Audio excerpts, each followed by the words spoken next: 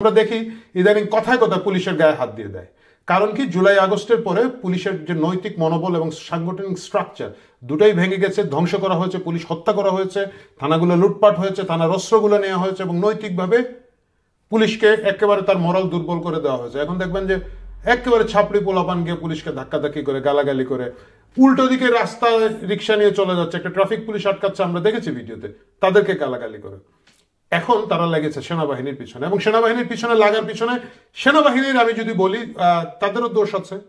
আমরা ভুলে যাই নাই সেনাবাহিনী কাঁধে করে একটা সমন্বয়ককে তুলেছে এবং সেই সমন্বয়ক বক্তৃতা দিচ্ছে। এটা খুব সম্ভবত আনসার বাহিনীর সাথে যেদিন সচিবালয়ের সামনে একটা ধাক্কাধাক্কি হলো, খুবই লজ্জাজনক কথা। একটা সেনাবাহিনী ইউনিফর্ম পরা সেনার ঘাড়ের উপরে উঠে একটা সমন্বয় বক্তৃতা দিয়েছিল।